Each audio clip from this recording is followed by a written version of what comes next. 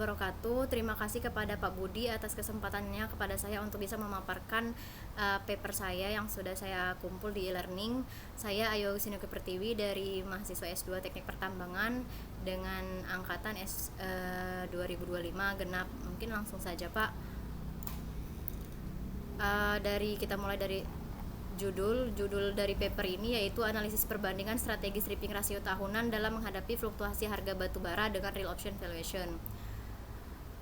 Dimulai dengan pendahuluan, di mana industri pertambangan batu bara memiliki peran penting bagi perekonomian, namun sangat dipengaruhi fluktuasi harga batu bara. Nah, fluktuasi harga batu bara yang tinggi ini menyebabkan ketidakpastian dalam perencanaan dan evaluasi ekonomi tambang. Permasalahannya, perubahan harga secara langsung mempengaruhi batas ekonomi penambangan melalui parameter stripping rasio atau SR. Dilema operasional yang terjadi, khususnya pada lokasi penelitian saya ini, karena histori batubara di akhir tahun di semester 2 tahun 2025 kemarin itu terjadi perubahan perencanaan secara cepat, di mana perusahaan cenderung menurunkan SR tahunannya dengan memprioritaskan PIT dengan SR rendah. Karena di lokasi penelitian itu ada PIT yang SR-nya rendah, yaitu PIT Kungkilan Selatan, dan PIT yang SR-nya tinggi dengan PIT Kungkilan Utara. Agar arus kas jangka pendeknya bisa terpenuhi, namun hal ini berisiko pada keberlanjutan biaya jangka menengah. Nah, pada studi-studi yang sudah saya review sebelumnya, biasanya untuk SR ini dihitung berdasarkan dengan metode konvensional. Namun metode konvensional ini memiliki keterbatasan, yaitu belum mampu mengakomodasi fleksibilitas keputusan manajerial di bawah ketidakpastian. Adapun metode konvensional ini berupa perhitungan dengan metode net present value saja. Nah, solusi dari adanya keterbatasan ini yaitu muncullah opsi yaitu melakukan pendekatan real option valuation atau ROV dengan menawarkan kerangka evaluasi yang lebih adaptif dengan memasukkan fleksibilitas keputusan. Sehingga tujuan dari penelitian ini yaitu menganalisis perbandingan strategi SR tahunan menggunakan pendekatan ROV dengan simulasi harga batu bara menggunakan GBM atau Geometric Brownian Motion atau GBM tadi. Nah, sehingga penelitian ini berfokus bukan pada SR optimum tunggal Pak, tetapi pada strategi distribusi SR tahunan yang paling bernilai di bawah ketidakpastian harga batu bara. Selanjutnya ada metode penelitian. Di bagian metode penelitian ini ada jenis penelitiannya Pak. Untuk jenis penelitian ini menggunakan pendekatan kuantitatif simulatif yang menghasilkan yang pertama simulasi harga batu bara dengan simulasi kombinasi antara Geometric Brownian Motion dengan Monte Carlo, kemudian evaluasi strategi stripping rasio SR tahunan dengan mengevaluasi dua strategi salah satunya strategi agresif dan satunya lagi strategi konservatif. Adapun strategi agresif ini adalah menurunkan SR serendah-rendahnya pada saat harga turun, namun akan membengkak SR di tahun berikutnya. Sementara strategi konservatif ini strategi yang pada saat dari tahun awal sampai tahun terakhir relatif konstan untuk SR-nya. Nah, adapun lokasi yang dilakukan penelitian yaitu di PT Budi Gema Gempita, Kabupaten Lahat, Sumatera Selatan, di PIT Kungkilan Utara dan PIT Kungkilan Utara lokasinya di sini, dan PIT Kungkilan Selatan.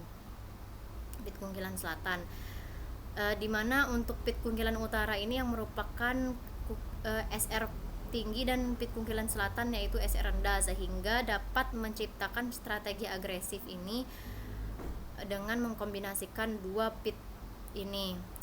Adapun periode penelitian dilakukan di bulan Januari sampai dengan Juli 2026. Selanjutnya teknik pengumpulan dan alat pengolahan data. Untuk yang pertama studi literaturnya dengan mereview atau mengulas serta membaca jurnal-jurnal, buku maupun laporan studi, kemudian data perusahaan dan indeks harga batu bara, pengolahan data dengan menggunakan Excel dan Python untuk simulasi jalur harga dengan Monte Carlo, kemudian simulasi desain untuk SR agresif ini dengan Mindscape 5.7. Sementara untuk SR konservatif itu kita sudah meminta data sekundernya nanti dengan perusahaan tersebut, yaitu SR pada saat plan dari tim engineering perusahaannya. Nah, data sekunder itu ada 3 poin besar. Yang pertama, desain dan produksi tambang, terdiri dari desain tahunan yang dari SR konservatif ini, topografi situasi progres, rencana produksi, dan juga SR awal berdasarkan desain tahunan tadi. Kemudian yang kedua, harga batu bara, data historis 10 tahun terakhir, di mana data historis 10 tahun terakhir ini untuk mengestimasi nilai drift dan volatilitas untuk menghitung nantinya di geometric Brownian motion atau GBM. Yang terakhir yaitu data sekundernya berupa biaya operasional, yaitu terdiri dari biaya OB removal, coal getting, hauling, processing, dan juga fixed cost-nya. Kemudian untuk pengolahan dan analisis data, untuk tahapannya kurang lebih pertama-tama pengumpulan histori harga batu bara 10 tahun terakhir tadi dilakukan analisis statistik harganya dengan menghitung estimasi parameter drift dan volatilitasnya untuk model GBM, untuk mendapatkan model GBM-nya. Kemudian melakukan simulasi harganya dengan Monte Carlo, yaitu membuat proyeksi jalur harga tahunan selama umur tambang. Yang ketiga, melakukan perhitungan arus kas proyek berdasarkan produksi, biaya operasional, dan skenario harga. Yang keempat, mengevaluasi strategi SR, perbandingan strategi agresif versus konservatif menggunakan NPV dan juga delta NPV. Kemudian model real option valuation itu untuk menilai fleksibilitas perubahan strategi SR-nya. Selanjutnya yaitu perhitungan expanded NPV dan option value dari model real option valuation tadi, itu dengan menghitung selisih NPV statis dan fleksibel tadi menghasilkan nilai opsi. Yang terakhir, interpretasi hasil dengan menentukan strategi SR optimal dalam kondisi harga yang tidak pasti. Yang ketiga, hasil dan pembahasan. Kenapa masih dibuat hasil yang diharapkan? Karena penelitian ini masih dalam perancangan proposalnya, Pak. Sudah melaksanakan seminar proposal tapi masih dalam tahap pengolahan data, sehingga belum ada angka numerik yang kami dapatkan atau yang saya dapatkan dari penelitian ini, sehingga dari paper ini saya masukkan berupa hasil yang diharapkan. Poin pertama yaitu hasil yang diharapkan menunjukkan bahwa harga batu bara bersifat fluktuatif dan tidak pasti, sehingga pendekatan deterministik dinilai kurang mewakili kondisi yang nyata.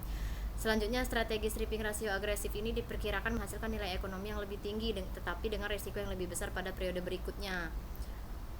Yang ketiga, strategi konservatif diperkirakan memberikan hasil yang lebih stabil karena biaya pengupasan lebih merata setiap tahunnya. Kemudian pendekatan simulasi diharapkan dapat menunjukkan bahwa setiap strategi memiliki profil risiko dan potensi keuntungan yang berbeda. Nah, sebenarnya poin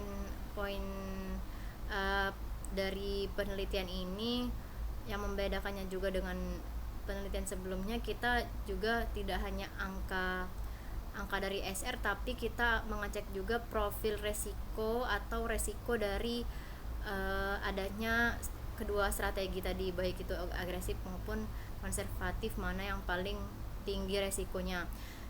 Selanjutnya yaitu real option valuation ini diperkirakan memberikan nilai proyek yang lebih tinggi dibandingkan metode konvensional karena adanya fleksibilitas dalam pengambilan keputusan. Terakhir, secara keseluruhan, strategi stripping rasio tahunan yang adaptif diharapkan lebih optimal dibandingkan strategi statis dalam kondisi ketidakpastian harga batu bara.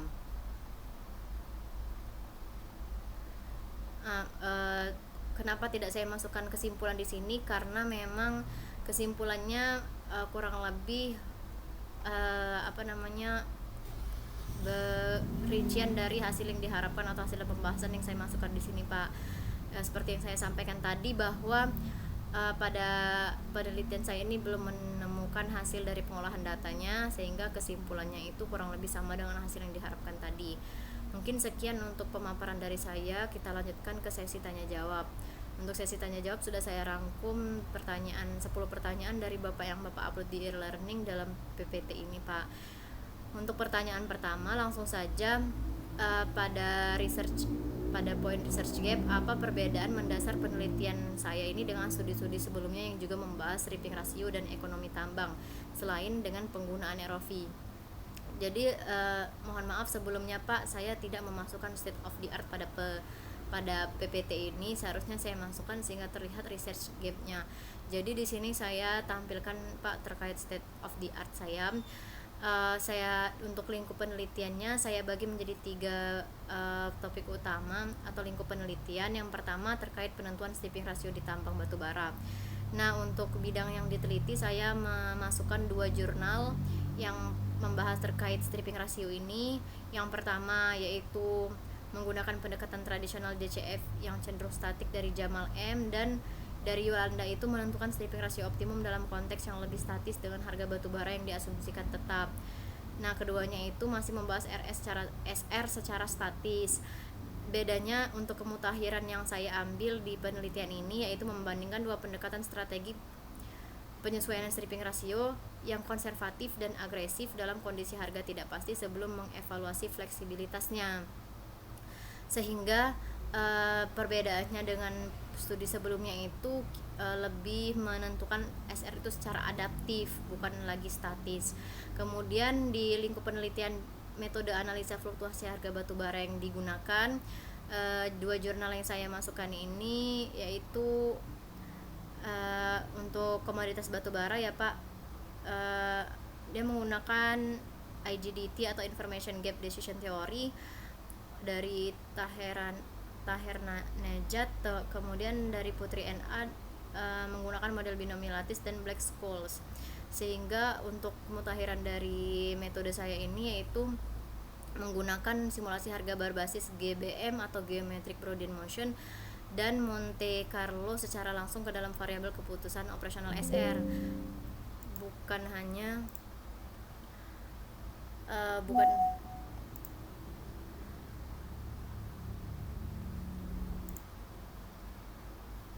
hanya menggunakan evaluasi pasif sehingga harga menjadi pemicu perubahan strategi produksi tahunan. Dan selanjutnya yang terakhir penggunaan real option valuation tadi Pak. Nah, sehingga posisi penelitian saya itu yaitu mengintegrasikan simulasi harga GBM dengan evaluasi 2 strategi penyesuaian stripping rasio tahunan dikombinasikan dengan model ROV sebagai opsi fleksibilitas SR tahunan sehingga muncullah judul yang saya sampaikan tadi Pak. Nah, untuk kesimpulannya research gap saya ini yang pertama, penelitian sebelumnya umumnya menggunakan pendekatan statis dan menganalisis LOM bukan tahunan. Sementara untuk penelitian saya ini mempertimbangkan penyesuaian SR itu secara tahunan dan adaptif. Kemudian analisis ekonomi masih berbasis nilai rata-rata dan deterministik untuk yang sebelumnya belum melihat distribusi resiko. Sementara pada penelitian ini saya menghitung profil resiko dari 2 strategi SR tadi. Kemudian saya di sini mengintegrasikan antara simulasi harga GBM dan juga dengan metode GBM dan Monte Carlo. Dengan strategi operasional tambang masih sangat terbatas. Penelitian ini fokus pada perbandingan strategi SR tahunan yang agresif versus konservatif dalam kondisi harga yang fluktuatif. Pertanyaan selanjutnya, formulasi tujuan. Mengapa tujuan penelitian ini dirumuskan sebagai perbandingan strategi distribusi SR tahunan, bukan pencarian SR optimum seperti penelitian klasik, Pak? Ada 5 poin yang menjadi alasan kenapa saya membandingkan strategi distribusi SR tahunan bukan SR optimum. Yang pertama, karena kondisi harga batu bara yang tidak pasti. Dalam kondisi harga yang fleksibilitas ini atau yang volatilitasnya tinggi, tidak ada satu ASR optimum yang berlaku untuk semua kondisi. Jadi pendekatan klasik atau optimum yang biasanya dipakai pada penelitian itu bersifat statis, sehingga penelitian ini fokus pada strategi bukan angka tunggal saja, Pak. Kemudian perbandingan strategi memungkinkan evaluasi kinerja pada berbagai skenario harga. Terakhir, untuk ini lebih relevan untuk pengambilan keputusan operasional yang adaptif. Kemudian untuk pertanyaan ketiga, konsistensi bahasa ilmiah. Pada beberapa bagian saya menggunakan istilah hasil yang diharapkan. Bagaimana saya memastikan tulisan ini tetap memenuhi kaidah karya ilmiah dan bukan sekadar konseptual. Untuk istilah hasil yang diharapkan ini digunakan karena penelitian saya masih pada tahap perancangan perhitungan di metodologi dan masih proses dalam pengolahan data, sehingga seperti yang saya sampaikan tadi belum ada angka numeriknya, Pak. Nah, cara saya memastikan ini tetap memenuhi kaidah karya ilmiah, bukan hanya konseptual, yaitu hal yang saya lakukan penelitian ini tetap berbasis pada teori dan studi terdahulu. Kemudian menggunakan metodologi kuantitatif yang jelas, yaitu GBM, Monte Carlo, dan Real Option Valuation. Kemudian nantinya ini akan saya validasi melalui hasil simulasi dan analisa kuantitatif yang sedang saya proses sekarang. Pertanyaan keempat, keterbatasan penelitian. Apakah keterbatasan penelitian yang saya paparkan sudah mencerminkan keterbatasan metodologis utama atau masih sebatas administratif, data, dan waktu? Untuk keterbatasan penelitian ini tidak hanya bersifat administratif seperti keterbatasan data dan waktu, tetapi juga mencerminkan keterbatasan metodologis yang melekat pada pendekatan yang digunakan. Yang mana pendekatan yang saya gunakan di sini sebenarnya adalah asumsi harga batubara berbasis geometrik Brownian motion. Meskipun umum digunakan, metode ini belum sepenuhnya mampu merepresentasikan perilaku harga komoditas yang dapat mengalami lonjakan ekstrim atau perubahan struktural pasar, karena memang seperti yang kita ketahui bersama, sangat sulit untuk memprediksi harga batubara secara tepat. Namun dari referensi yang saya baca, geometric Brownian motion ini merupakan pendekatan yang mampu mempresentasikan harga batubara walaupun juga belum sempurna. Yang kelima, simetri paper PPT. Simetri paper dan PPT. Jika PPT saya ini berdiri sendiri tanpa dibaca dengan paper, apakah audiens sudah bisa menangkap novelty dan kontribusi penelitian ini? Secara umum PPT ini sudah dapat berdiri sendiri karena telah memuat latar belakang, metode, dan hasil yang diharapkan. Namun penyampaian novelty penelitian belum disampaikan secara eksplisit memang, Pak. Oleh karena itu perlu penegasan tambahan terkait kontribusi utama penelitian agar audiens dapat langsung menangkap perbedaannya dibanding penelitian sebelumnya. Saya juga mengakui bahwa untuk novelty atau state of the art-nya itu tidak saya masukkan ke PPT ini, sehingga memang secara langsung itu tidak bisa dilihat oleh audiens. Untuk selanjutnya akan saya perbaiki PPT ini agar bisa lebih dipahami oleh audiens. Terima kasih untuk pertanyaannya, sehingga saya menyadari kekurangan dari PPT ini, Pak. Yang keenam, justifikasi penggunaan GBM. Mengapa saya memilih geometric Brownian motion untuk memodelkan harga batubara, dan sejauh mana asumsi log normal continuous proses relevan dengan pasar batubara di Indonesia? Alasan saya memilih GBM ini karena metode ini bisa menggambarkan harga yang naik turun tapi tidak pasti atau acak, memang mencerminkan harga batubara yang sangat fleksibilitas naik turunnya. Kemudian menghasilkan angka yang selalu positif, tidak mendapat hasil yang minus. Dan yang ketiga, menghasilkan distribusi log normal yang banyak dipakai pada energi dan komoditas. Jadi dari studi-studi sebelumnya yang sudah saya review, ada beberapa jurnal yang membahas fokus pada energi dan juga komoditas di luar dari batubara, itu menggunakan perhitungan geometric Brownian motion ini. Kemudian relevansinya ke pasar batubara Indonesia masih cukup relevan karena harga batubara Indonesia itu mengikuti pasar global. Pergerakannya memang naik turun terus dan tidak pasti.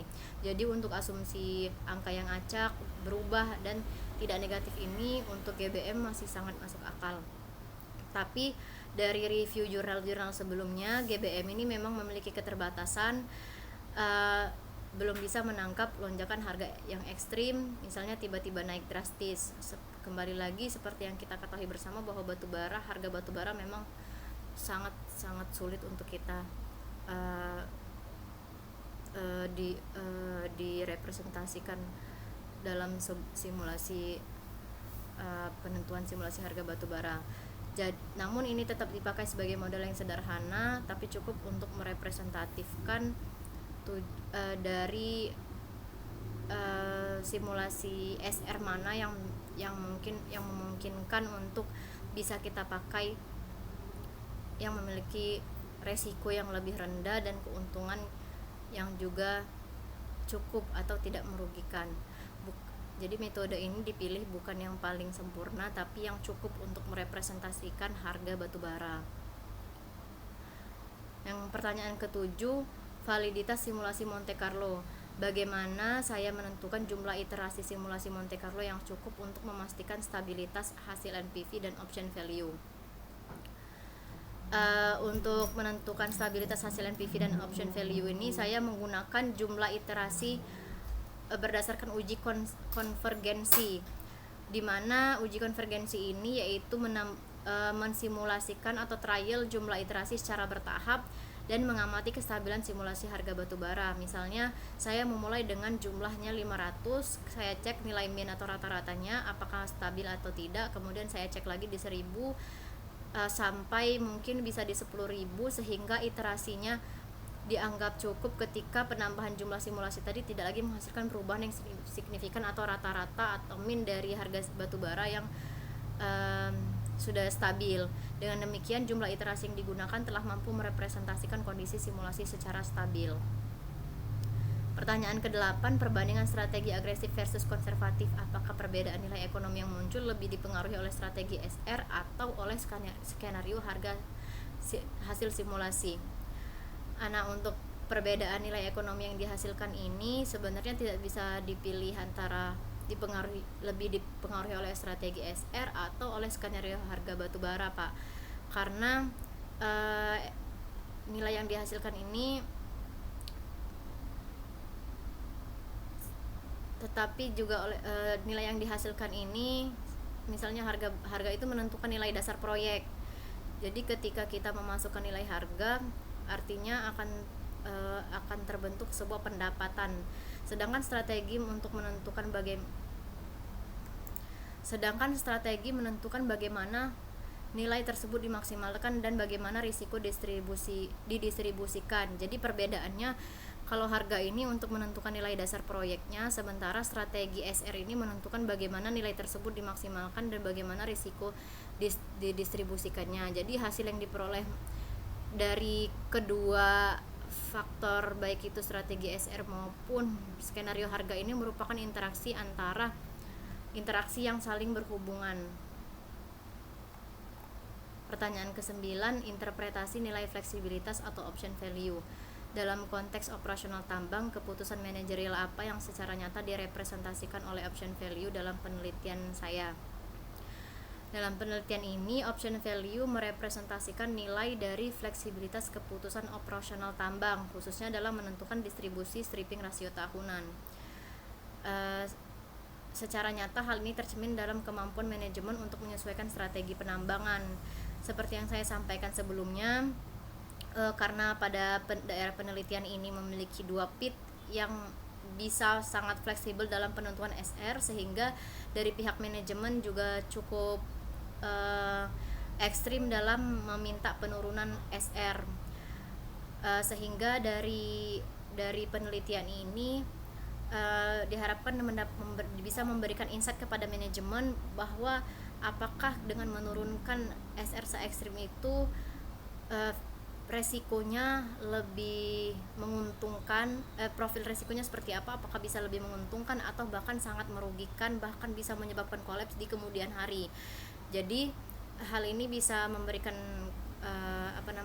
rekomendasi ke manajemen, seperti bisa memilih pit yang akan diprioritaskan itu, ataukah bisa memprioritaskan pit Kungkilan Selatan tadi yang SR-nya rendah, atau justru lebih baik untuk mengkombinasikan secara kontinu sampai akhir umur tambang, atau mengatur tingkat pengupasannya yang seperti apa, apakah bisa saja lebih baik kita menunda atau mempercepat aktivitas sesuai dengan kondisi harga batu bara tadi. Dengan demikian, option value yang kita hasilkan dari perhitungan ROV ini bukan hanya nilai teoritis saja, tetapi menggambarkan keputusan manajerial yang adaptif dalam merespon ketidakpastian pasar.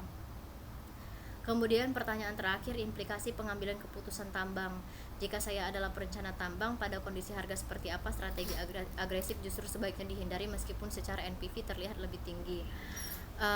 Untuk dari hasil yang diharapkan atau hipotesis tadi, memang strategi agresif ini diharapkan itu memiliki NPV yang lebih tinggi, tapi kemungkinan memiliki profil resiko yang ekstrim juga. Namun dari segi perhitungan sebenarnya saya belum mendapatkan angka pasti, Pak. Jadi terkait itu pertanyaan ini mungkin belum bisa saya jawab secara benar ya, Pak. Namun untuk menurut saya saat ini strategi agresif itu sebaiknya dihindari pada kondisi harga yang tidak stabil atau memiliki kecenderungan menurun. Meskipun secara NPV terlihat lebih tinggi, hal ini karena strategi agresif cenderung memprioritaskan pit dengan stripping rasio rendah di awal tambangnya, sehingga menyisakan pit dengan stripping rasio tinggi pada periode atau tahun-tahun berikutnya, atau membebankan bisa saja, kemungkinan saja ketika penurunan harga juga di tahun berikutnya dan pengupasan OB atau SR sudah sangat membengkak, itu malah membuat kolaps di tahun berikutnya. Jika pada periode tersebut harga batu bara mengalami penurunan, maka beban biaya yang tinggi tidak dapat tertutup oleh pendapatan sehingga meningkatkan risiko kerugiannya, Pak. Oleh karena itu, dalam kondisi ketidakpastian yang tinggi ini, pendekatan yang konservatif ini menjadi lebih aman untuk menjaga keberlanjutan ekonomi tambang. Mungkin untuk jawaban nomor 10 ini itu yang bisa saya jawab, Pak. Mungkin sekian, Pak, untuk pertanyaan yang sudah Bapak berikan 10 pertanyaan ini. Saya mohon maaf apabila ada salah kata. Terima kasih banyak atas kesempatan yang sudah Bapak berikan kepada saya. Saya sangat welcome menerima masukan dari Bapak apabila ada insight lagi dari apa yang sudah saya jawab ini, Pak. Saya sangat ingin berdiskusi dua arah jika nantinya di pertemuan selanjutnya Bapak memiliki waktu. Mungkin sekian dari saya mohon maaf apabila ada salah kata. Saya akhiri, wassalamualaikum warahmatullahi wabarakatuh.